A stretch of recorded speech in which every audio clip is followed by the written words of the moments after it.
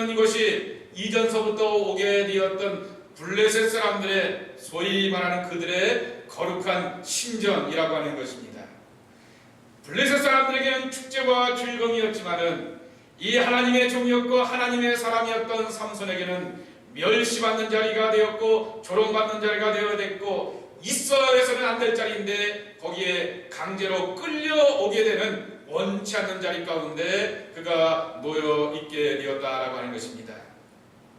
그러나 육신의 눈을 빼앗기고 소년 가운데서 안내를 받아야 되는 부끄럽고 연약한 인생이었지만은 그에게는 새로운 눈을 띄어지게 되었다라고 하는 것입니다.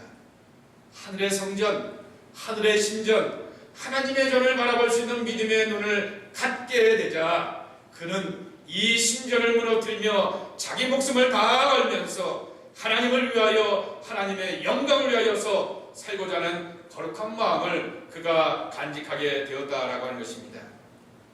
여러분, 요한계시록 3장 12절에 보게 되면은 요한계시록 2장과 3장에는 소아시아의 7교회를 소개하여 주고 있습니다.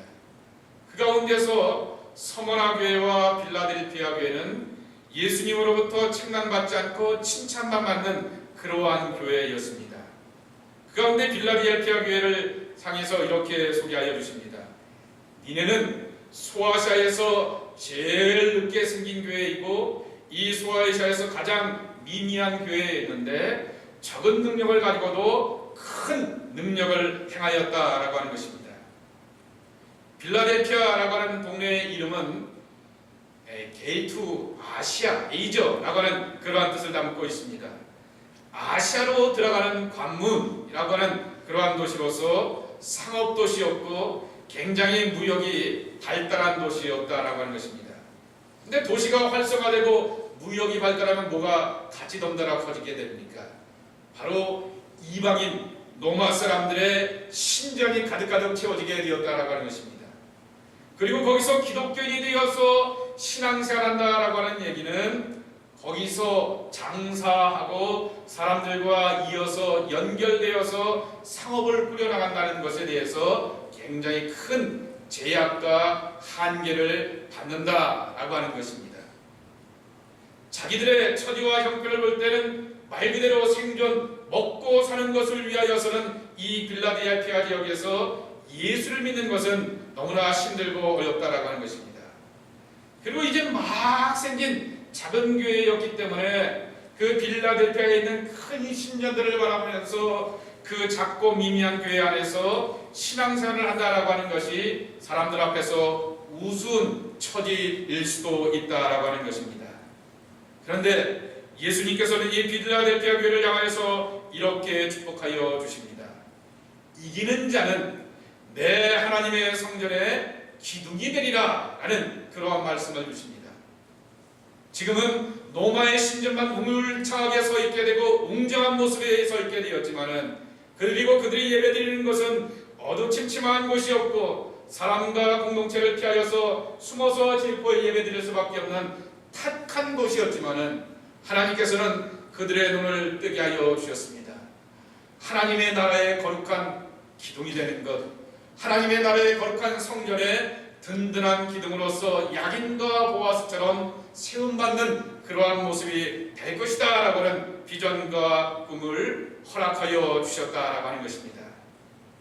가장 늦게 가장 작은 교회였던 빌라델피아 교회였지만은 그 교인들에게는 눈이 띄어져 있기 때문에 눈앞에 보이는 신전 앞에 굴복하지 않고 하늘 성전을 바라보면서 소망을 하나님께 두었기에 거룩한 성전의 기둥이 되는 꿈과 비전을 가지고 그들의 믿음을 세워나갈 수가 있게 되었다라고 하는 것입니다.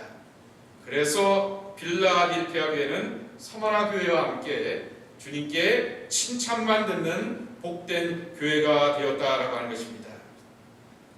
다곤 신전에 이끈 삼손이 있는 것처럼 우리의 삶도 마찬가지입니다. 우리는 세상의 영향을 받습니다.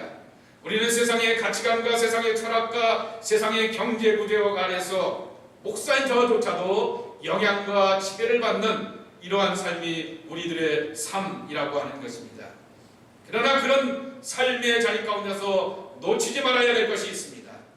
지금 몸은 다곤 신전에 있지만은 하늘의 거룩한 성전을 바라보게 되었던 삼손처럼, 그리고 지금은 이방의 신전이 가득한 이 땅이었지만은 하늘의 기둥이 될 것을 소망하게 되었던 빌라델피아 교인들처럼 하늘의 집을 바라보고 하나님의 그러한 신전, 거룩한 성전을 바라보면서 소망의 눈을 갖는 사람들이 저와 여러분, 우리 하나님의 사람들의 모습이 되어야 한다라고 하는 것입니다. 삼손은 생각했을 것입니다. 왜 하나님께서 내 눈이 뽑히게 하셨을까? 이 조롱받는 그러한 처지로 있게 하였을까? 내 눈을 가지고 이성을 쫓고 여자를 쫓고 육신의 정욕과 안목을 따라서 살아가는 그러한 삶, 세상의 즐거움과 쾌락을 살아가는 눈에 보이는 것의 모든 것을 빼앗기는 삶을 이 삼손이 살아오게 되니 하나님께서는 그의 눈을 멀게 하셨다라고 하는 것입니다. 그러나 영안이 열리게 되자 이전에 살아오게 되었던 삶보다 더 크고 놀랍고 귀한 하나님의 일을 이 삼손의 생애를 통하여서 이루게 되었다라고 하는 것입니다. 육신의 삶을 넘어서 하나님의 거룩한 비전을 바라볼 자는 소망의 눈, 이것을 바로 하나님께서는 우리에게 요구하신다라고 하는 것입니다. 눈앞에 보이는 다곤 신전 앞에 굴복할 것이 아니라 하늘의 거룩한 성전과 하나님의 꿈을 바라보며 소망의 눈을 갖고 살아가는 하나님의 사람들, 삼손의 마지막 생애를 통하여 우리가 배워야 될 두 번째 중요한 신앙의 교훈이라고 하는 것입니다. 마지막 세 번째로는 아직도 내게는 할 일이 남아 있었다라고 하는 것입니다. 우리 30절의 말씀 다시 한번 읽어보실까요? 얼마나 좋은 말씀인지 저는 모르겠습니다. 30절을 함께 읽겠습니다. 시작. 삼손이 이르되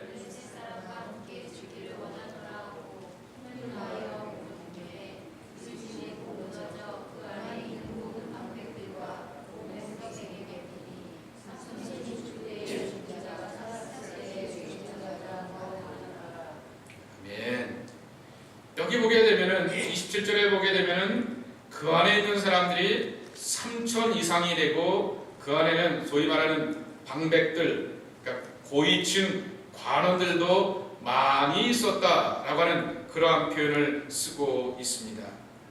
여러분, 사사기 13장서부터 16장의 말씀을 쭉 보시게 되면은 어떨 때는 나귀 뼈다귀 하나를 가지고 삼손이 1000명을 죽이기도 하였습니다. 그의 생애 가운데서 블레셋 사람들을 물리치게 되었던 그 숫자를 따져보고 짐작해보게 되었을 때 제법 많은 사람이었다라고 하는 것입니다. 근데 제법 많은 블레셋 사람들을 물리치게 되었던 이 삼손의 생애 가운데 이 한 번의 일을 가지고 이전보다 행하였던 것보다 더 크고 놀라운 일을 행하게 되었다라고 하는 것입니다. 지금 처지는 가장 비굴한 처지가 되었습니다. 지금 몸은 가장 연약하고 가장 육신의 장애를 갖고 있는 모습으로서 서 있을 때였다라고 하는 것입니다. 그리고 블레셋 사람들 앞에서 조롱받는 가장 비참한 처지 가운데 그가 놓여 있게 되었을 때 하나님께서는 가장 비참하고 가장 비굴하고 가장 약한 이 젊은이 이 삼손을 가지고 놀라운 승리를 허락하여 주셨다라고 하는 것입니다. 하나님의 신이 여기 계시다라고 하는 것을 내가 확신하게 되고 여기 삼손이 기도하였던 것처럼 내가 여전히 기도의 사람으로 하나님의 은혜에 사모하고 하나님의 능력에 갈급하고 사모하는 믿음의 사람이라고 하면 인생의 마지막 순간까지라도 하나님은 나를 통하여서 일하신다라고 하는 것을 가르쳐주고 있는 것입니다. 삼손이 비참한 최후로 끝나는 삶이 아니라 승리의 영광을 맛보는 영광스러운 죽음이 되고 말 그대로 순교자의 반열 가운데 오르게 되었던 것은 바로 여기에 있었다라고 하는 것입니다. 지난주의 말씀에도 듣듯이 차마 다시 한번 반복하기에 부끄러운 것이 바로 삼손의 생애였습니다. 기생을 끼고 못된 일 다 하게 되었던 그러한 삼손이었지만은 그러한 삼손을 통해서 하나님께 은혜를 허락하여 주셨는데 삼손이 여기 계신 하나님을 의지하였습니다. 여기 계신 하나님 앞에 기도하며 하나님의 능력과 은혜를 갈급하는 사모하는 거룩한 사람이 되었을 때 인생의 마지막 순간을 통하여서 하나님께서 그의 삶을 통하여서 일하셨다라고 하는 것입니다. 한번 따라해 보실까요? 하나님 앞에서 끝난 인생은 없습니다. 아멘. 예. 육신의 나이를 가지고, 육체의 나이를 가지고, 환경과 조건의 나이를 가지고 하나님 앞에 서 있고 하나님의 현존과 하나님의 도우심을 구하는 기도의 사람이 나라고 한다면은 하나님 앞에서 세상에 어느 누구도 끝난 인생은 없다라고 하는 것입니다. 기도하는 사람이고 하나님의 성령에 충만한 것을 사모하는 인생이라고 한다고 하면은 하나님은 여전히 과거에 부끄럽고 연약한 모습이었던 삼손을 가지고도 일하듯이 우리를 통하여서 일하신다라고 하는 것입니다. 저는 이 말씀을 보면서 우리의 마지막 불꽃을 태울 수 있는 이유가 여기 있다라고 하는 것을 깨닫게 됩니다. 육신적으로 부족하고 영적으로 부족하고 사회적으로 여러 가지 조건으로 부족할 수 있지만은 소망을 하나님께 있고 기도하며 하나님의 은혜를 구할 자는 믿음의 사람이라고 한다면은 그 하나님의 사람을 가지고서 하나님은 하나님의 승리, 그것을 우리에게 보여주신다라고 하는 것입니다. 그 사람 끝났어. 그 육체 끝났어. 그 교회, 그 가정, 그 사업장 끝났어 라고 하는 것은 하나님의 사람에게는 결코 없다라고 하는 것입니다. 하나님이 일하시면 승리, 하나님이 일하시면 기적, 하나님이 일하셨으면 지금까지 살아왔던 것보다 더 값지고 놀랍고 귀한 하나님의 영광을 우리 안에서 이룰 수가 있다라고 하는 것입니다. 그러기에 거룩한 불꽃을 태우려며 하나님의 영광을 위하여, 하나님의 이름을 위하여, 하나님의 거룩한 목적을 위하여 내가 살겠습니다라고 하며 부르심에 합당한 헌신과 충성을 다하는 믿음의 사람들이 저와 여러분이 되어야 될 줄 믿습니다. 우리 신앙의 불꽃들 태워봅시다.